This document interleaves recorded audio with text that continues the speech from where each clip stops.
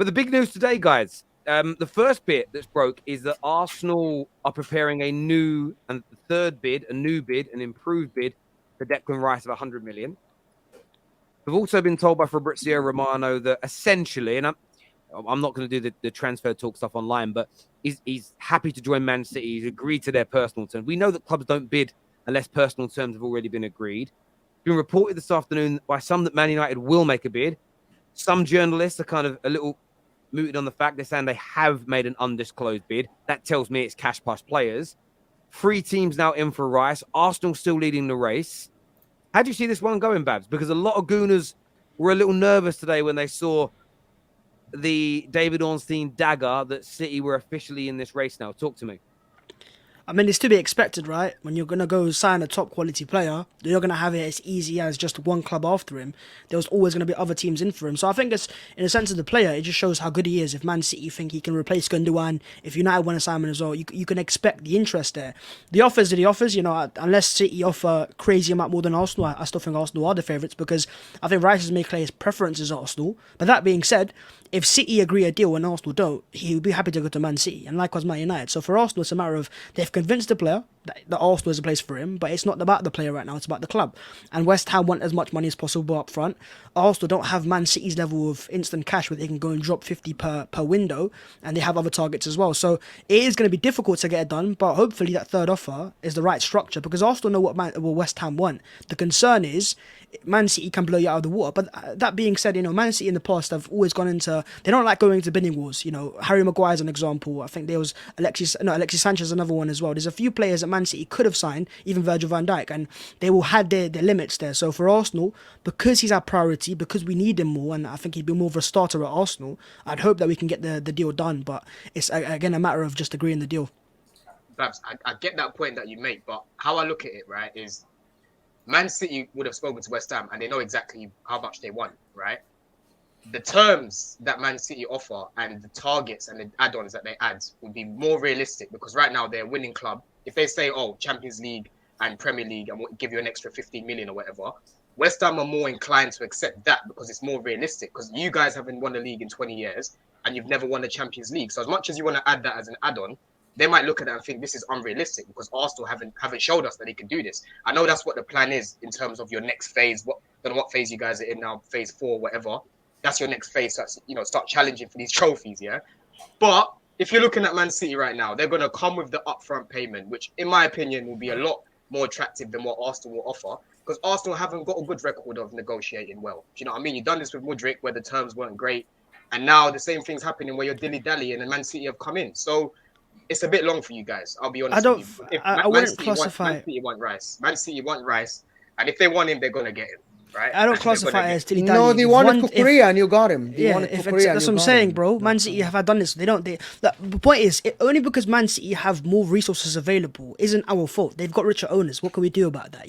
They've got more money than we can spend right now, and they can pay more up front. Likewise, Chelsea did with Mudryk as well. People forget that Arsenal negotiating a good deal, and then you had Todd Bowley lose all composure and paid a lot up front. So if teams do that, we can't change that. We don't have that same level of luxury of Man City or Newcastle or other teams that can just go, you know what, we'll just pay this up front instead. We have to be a bit more sensible because we don't have there is another card here. There's another card here, Don. There's another card which is Calvin Phillips. Sam Allardyce said it in a podcast and he said that I see Calvin Phillips fitting really well at West Ham. West Ham want the money up front so they can actually improve their midfield, right? West Ham are going to play next year. They're going to play Europa League.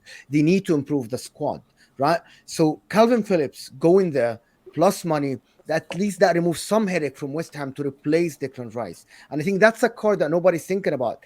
Yes, they want the money up front, but why do they want the money? Because they want to strengthen the squad. And Man City has the player already to strengthen their squad. It's not about a bidding war or something. It's just they hold more cards. Man City. Yeah, I think when it comes down to it, it just depends how important is Declan Rice to the plan for the future plans for Pep Guardiola. If they're looking at Declan Rice and they feel, look, Gundogan's going, Bernardo Silva looks like he's going, and he's going to be our main guy, then they're going to go in for him. I think you mentioned obviously Cucurella and other players there. If they didn't get them, they weren't that bothered. It was like, yeah, we can go and get him. If we don't get him, it's not the end of the world. Haaland was at signing like, yeah, we're going in for Haaland, and they were always going to go and get Haaland, no matter how much it cost. they're just going to go and give him. You can see by the amount they're paying, by the amount he's getting paid per week. I've struggled to see how Declan Rice fits into what City have done previously, but Pep is someone that can tinker a lot with, with the way he's going to play. I would think that Declan Rice would actually play more of a 6 at Man City as opposed to being more of that kind of Gundogan role. I don't think they're the same type of player, so I know they would have to kind of change what they're doing. But great player, and if Pep thinks he's our man, then I think it's Jerry, over that's for what I'm Arsenal. saying. That's the point I was going to make, right? Mm. There's always exception to the rules when it comes to certain players. Cucurella is not an exception to the rule because losing out on him, you can find someone else. Do you know what I mean? Pep managed to find a way to actually change his system and make it more solid. Do you know what I mean? He played Nathan Ake there all season. You had Akanji playing a left back all season as well. And if Arsenal had Rice last season instead of Partey, you win the league. So Man City are looking at it like these guys were onto us last season. You know, Rice is a game changer. We can't let this guy go to them when we've just lost out on Gundogan. Cover is not going to bring you that end product that Gundo had. I reckon Rice will, because Rice he's actually got tech when it comes to finishing and giving that end product. I think I would say he's got more end product than what Kovacic has.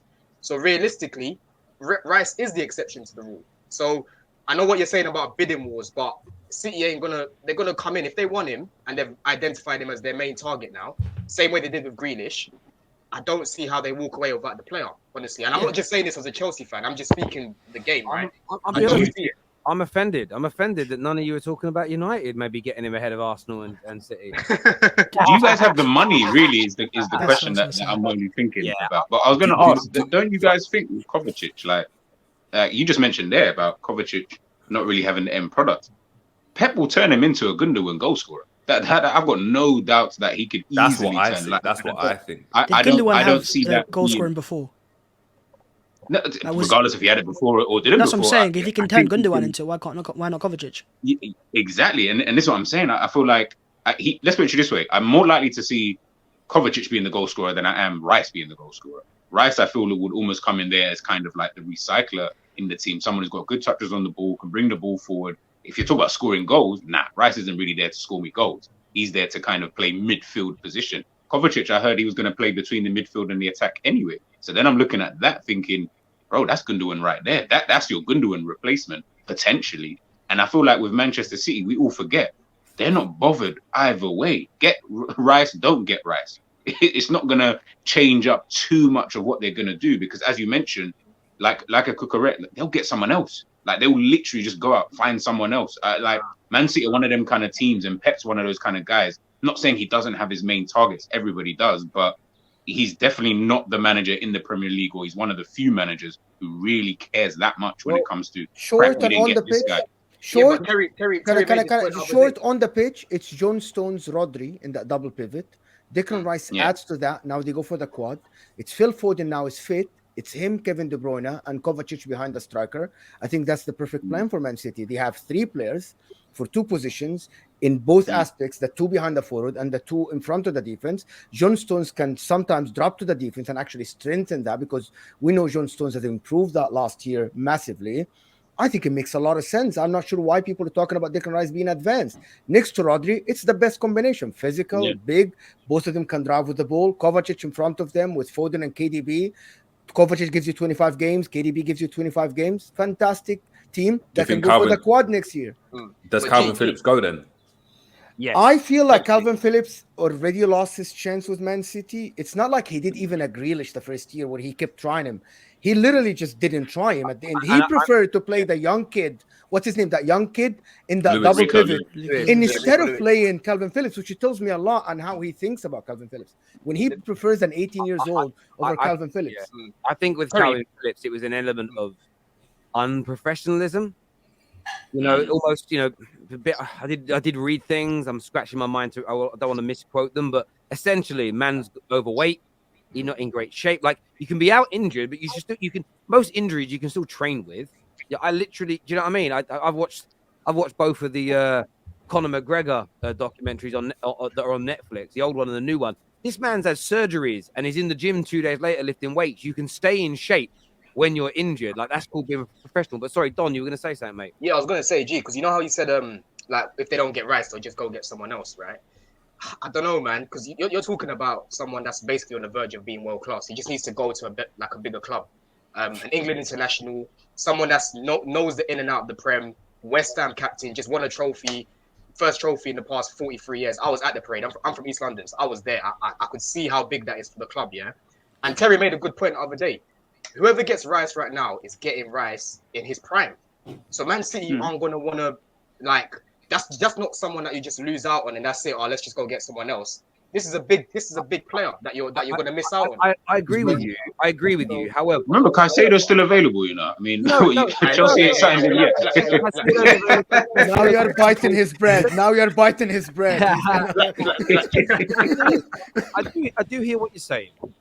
However, what I'll say about it, sorry, Pete, do you need to shoot off, mate? Because I know that you just want to. Yeah. I was just gonna say just before I go, I completely agree with Rice. It's his time now. In order for him to keep developing his career, he has to move on. This is the perfect time to leave West Ham. He's done what nobody expected him to do at West Ham, is win a European trophy. Now is the time to leave. He'll be leaving as a legend. He'll still be well respected at the club, but he's now making the step on to bigger and better things. And for England and for club, you'll see him playing at his best, especially if he goes to Man City. He'll just knock on another level. That's for sure. But I've got to shoot, guys. Been a pleasure as always. Apologies I was late. Cheers, Yeah, mate. bro. Appreciate guys. it, bro. Thanks, mate. Thank you. Yeah, look, I sort of look at it from this point of view. I get what you're saying. City have got a history of if they don't really like getting into bidding wars. People say they've never lost one, but they walk away.